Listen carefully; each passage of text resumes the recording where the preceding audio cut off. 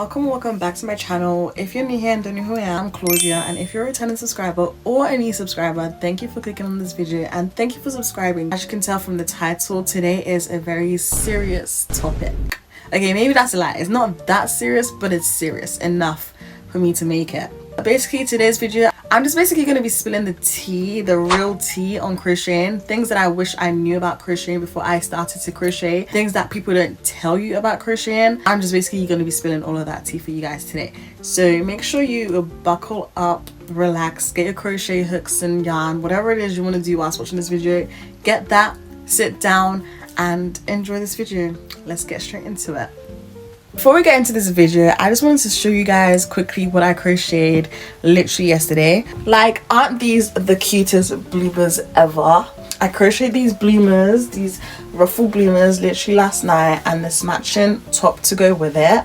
And I added some bows as well for, like, I don't know, character, personality, to add to the flavor of the fit. And the back is open. And then I knitted this shrug or bolero on my central knitting machine. That is essentially it. Put on my glasses just to add to the emphasis of spilling the real tea. But I basically have everything in my journal. So I'm going to be referring to my journal. So if I keep looking down, you guys, you know why I'm looking down. But essentially, I'm just going to tell you guys everything that I wish I knew about crocheting before I actually started to crochet. I feel like a lot of the videos on YouTube talking about things they wish they knew about crochet is all basically the same stuff. And I just wanted to add some more extra things that people may have not added, or people may have missed, or things that people don't realize about crocheting that they want to know about crocheting, but they just don't know the answers to. So yeah. First tea that I'm spilling about crocheting is that it's a slow process. With everything that comes in life, it's slow. It's a journey to make something. You're not necessarily going to crochet something within 2 minutes and expect it to be done. It's a slow process. Like, I've made projects that's taken me 3 to 6 months to make. Partly because I was a bit like lazy, or because I just put it to the side and leave it for ages and then get back to it. But crocheting is a very slow process. If you don't have patience, I'm sorry, this is not the hobby for you. In addition to it being a slow process, it's also very time consuming. So again, if you don't have a lot of time on your hands and you want to crochet, you have to kind of balance your life with crochet, or you have to like try and make the time or find the time to be able to crochet, basically. Okay, so then the next tea that I'm spilling is that you have to invest in good hooks from the get-go, because with crocheting you're going to be using your fingers over time, and over time you're going to build up calluses, your hands are going to harden, it's going to be painful. So if you have the wrong hooks from the beginning, you're going to pick up bad habits with like crocheting techniques and stuff because of the hook that you use. For me specifically, I used these plain hooks to crochet. Like, as a beginner, these are very difficult to use, partly because it's not very comfortable necessarily to crochet with. Obviously, if you're used to crocheting with it, you're not really gonna have an issue with it, but over time it does start to hurt your hand and it's not very comfortable, like I say. So I then decided to get these covered hooks. It's literally exactly the same as the metal ones, it's just this time it has a cover on it, and these ones are a lot better, especially if your hands get tired quickly, or if you're crocheting for hours. You just want something comfortable around the hook, just to help you with your grip and also to help with your fingers so they don't get stiff and they don't get like stuck. And make sure you get ergonomic crochet hooks. I've seen that there's some crochet hooks with like with balls on it, some comfy stuff on it. I also learned that as a beginner you can also use like a tennis ball to help you hold the crochet hook, just to have better control over the stitching and also to take pressure off of your wrist when you're crocheting. But yeah, make sure to not get these hooks if you're beginning to crochet, or if you want to get into crochet. Make sure to get these hooks literally straight away, because it just makes your life so much easier. Add into the crochet hooks, you can also get like crochet kits or like crochet starter packs. I was gifted this for a birthday actually, and in this pack is, I don't have everything in here, but basically in this pack it has every single crochet tool you would need. But the real tea is that you actually don't need every single thing that comes within the pack. Actually, all you need for crocheting is a hook, some stitch markers, obviously your yarn, and a tape measure. But with my pack, I had so many other random things that I had no idea how to use it. But yeah, it also gives you this tape measure. But yeah, it just comes with a lot of extra additional things that I've never actually had to use. For example, my kit came with the safety pin. Like, I don't know when I'm ever going to use the safety pin. Like, it's too big. I don't know what projects would require me to use it. And I was also given this pom-pom maker, and again, I don't make anything with pom-poms. Maybe you might make something with pom-poms and want to use a pom-pom maker, but you don't necessarily need it if you want to learn how to crochet. And this as well, I don't actually know what it's for. I think it's a gauge tool, but I have no clue how to use it. Or maybe it's to make pom-poms. I have no clue. Like I say, not everything that comes with the kit you need to use necessarily. And again, with this as well, I have no clue, guys. Like, I've been crocheting for time and I actually don't know what this is for. I've never used it. I've never seen anyone else use it.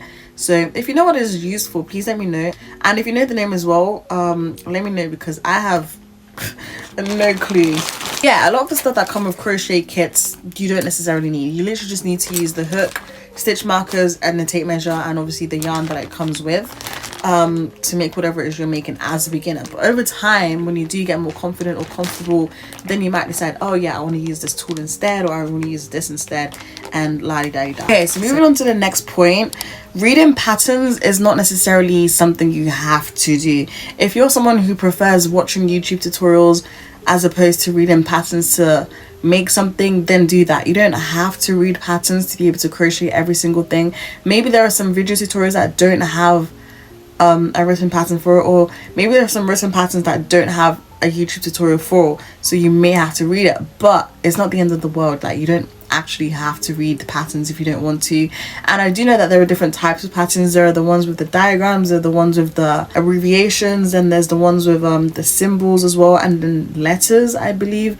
But every pattern is literally catered to your needs or to how you want to learn how to crochet. So I know for me, I like to read patterns that use like abbreviations. So half double crochets, HDC, single crochets, SC, and so on and so on. I know that I wouldn't, okay, maybe not never, but I have not really tried to attempt to read the diagram patterns, because I know that it just looks complicated. But I will learn it one day, just not now because of how complicated it looks. The thing I find really cool about the diagram patterns is that the diagram actually looks like the stitch. Like, it looks like whatever it is telling you to make. So for example, this one here is a granny square, and the diagram literally is in the shape of a granny square, which I think is pretty cool. Okay, so another tea that I'm gonna spill is that you are going to become so addicted to crocheting, you're literally not going to be able to go a day without thinking about it or wanting to physically crochet. I'm telling you this right now. If you want to learn to crochet or get into crocheting, just make sure you balance it out. Like, make sure you don't become overly addicted, because if you told me like 3 years ago, before I started crocheting, that I was going to be addicted to it, I would laugh in your face, because I don't have an addictive personality, but I am addicted to crocheting. Like, literally every day I'm crocheting. You can ask my siblings, you can ask my friends, you can ask my boyfriend. I literally crochet every single day. I think about crocheting every single day. When I go to sleep, I'm dreaming about crochet. Like, it's that bad that I even sometimes get in trouble by my parents for crocheting too much, because I do it all the time. But yeah, if you're gonna get into crocheting, just make sure you realize how addicting it can be. Oh my gosh, the yarn shopping addiction is also something that needs to be addressed if you wanna, you know, get into crocheting, because yarn shopping addiction is, it needs its own category. Like, it needs its own video for it. Also, just make sure that if you do become addicted to it,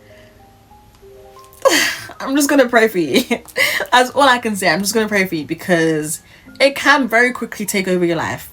No joke. It can really take over your life. But on the positive side of it being addictive, it is relaxing and therapeutic. So if you ever want to wind down, or you've had a bad day, crocheting literally will put you in a good mood, depending on what it is you're making. If you're making hats or something simple or something very easy to make, you will be relaxed. But if you're making something difficult, you're not going to be relaxed. You're going to be angry, you're going to be stressed, you're going to be frustrated. Oh yeah, that leads me on to another point. I feel like as a beginner, you probably want to make everything you see. Like, you see something crazy and think, oh yeah, I can crochet that. It doesn't look that difficult. But then when you get the hook and the yarn and you start crocheting, you realize that, oh, this isn't as easy as I thought it would be. And that's okay, because you're a beginner and obviously you're not going to know how to crochet straight away. But my toxic trait when I was a beginner was that I would look at something and be like, yeah, I can crochet that. But then reality hit me when I actually tried to crochet whatever it is that I saw, and I couldn't crochet it, and I cried because I couldn't crochet it, because I thought I could crochet it but I couldn't. So yeah, just don't go into crocheting with the expectation of you being able to crochet everything you see, because that's not always the case. Another thing that I need to mention is that not everything you're gonna crochet is gonna turn out perfect. I feel like a lot of people who crochet, I'm not speaking for everyone, I'm just speaking for myself with this, but a lot of the times when I crochet something, I expect it to look good, because you know, I'm spending time and hours and days and months, even years, to create something, so I expect it to be good.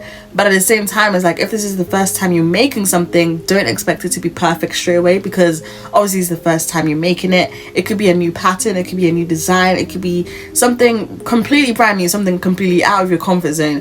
And if it's the first time you're making it, just don't expect it to be amazing. Like, it's good to have a positive mindset about it and to think positively when you're crocheting something new, but at the same time, you don't want to get your hopes up, and then when you finish crocheting it and it turns out terrible, it breaks your heart. Like, you don't want to be put in a bad mood because you thought it was going to be perfect and it wasn't perfect. Do you get what I mean? So just don't go into crocheting with the expectations that the first project you're going to make is going to be perfect, because I will tell you now, it won't be perfect.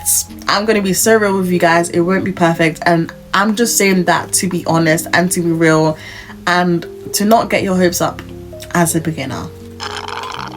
So another thing that I want to spill about crocheting is that you will find yourself comparing your work to other people's work. And it's normal. If you let that control you and let that control your abilities or your creativity, it's gonna really quickly make you hate crocheting, because everyone within the crochet community is so talented, so gifted when it comes to crocheting something, whether it's replicated, whether it's their own pattern, whether it's their own design, whatever. Everybody's creative, like everybody is talented in that sense. So if you find yourself comparing what you make to someone else, you're gonna hate it. You're literally gonna physically hate crocheting, and you're gonna doubt yourself every single time and never want to crochet again. So make sure when you go into crocheting, you don't compare yourself or your abilities or your creativity or what you make to someone else's creation, because you don't know how long someone's been created for. It could look like they're an expert but have only been crocheting for, like, I don't know, 2 weeks, but then they're just really good because they learn quickly. You could have been crocheting for a year, but your projects or your designs are very simple and not as, you know, intricate or advanced as someone else, and that's okay, because everyone within the crochet community crochets differently. Everyone has their own crochet style, their own crochet aesthetic, their own things that they like to crochet. So they may necessarily be good at something better than you, but it doesn't mean you can't be better or you aren't good at all. I'm gonna give you guys an example. We have Lisa and we have Rachel. So Rachel makes amaguri, which is basically teddies and plushies and all that kind of stuff, and then Lisa makes blankets. Rachel sees that Lisa has made a blanket. She's like, oh my gosh, I can never make a blanket because I've never made a blanket before, and I might be really bad at making blankets because I always make amaguri. But then Lisa might look at Rachel's creations and think, I really want to make an amaguri teddy bear, but I've never made it before. And then they might compare each other and be like, oh my gosh, I can't crochet this because I've never done it before. But then, oh my gosh, I can't crochet this because I've never done it before. So like, they compare their own capabilities with each other, but both of them make really cool stuff that not a lot of people genuinely tend to make. Just basically, don't compare yourself to other people and to what other people create, because it's not what you would always want to create, if that makes sense. I hope that makes sense. But say hi to my little plushies. So moral of the story is, just don't compare yourself, please and thank you, because it's just not nice, you know. It's just not nice to compare yourself and bring yourself down. So yeah. So another thing that I feel like people don't actually tell you about with crocheting is that yarn is not cheap. You can look at yarn and think, oh yeah, it's really cheap. Like, you can go to the shop and see yarn is £1 something, but a lot of the time you don't just need one skein of yarn, which is like a ball of yarn, to make a project. If you're making something small, you might just need one skein, but if you're making like a bigger project, like a skirt or a jumper or whatever, you're gonna need more than one skein of yarn. And if you do the maths, say you need, like, I don't know, 13 skeins of yarn. 1 times 13, that's £13. £13 for yarn. For me personally, I think that's expensive, but if you know what it is you're making, it's worth the price. Do you get what I'm trying to say? But yeah, yarn is expensive. I think the most affordable yarn that I know of is acrylic yarn. That's the yarn that I feel like everybody in the crochet community started off with. So if you're gonna get into crocheting, just be prepared to be splashing out on yarn. I have a confession to make. I've actually, well, the most I've ever spent on yarn was £80, I think. That's the most I've ever spent in one go, in one place, which was Hobbycraft. So another tea that I'm spilling about crocheting is that blocking actually does make a difference. In a lot of time, people are like, oh yeah, blocking doesn't make a difference, blocking is a waste of time, yada yada yada. But I think personally blocking does make a difference. I've made cardigans and tops before I had my blocking board and stuff. I made them, and whenever I'd finish, the product was stiff. It was stiff, it was not moving. Like, it was giving My hair, it don't move. Given that, like, it was so stiff, I didn't like how it looked.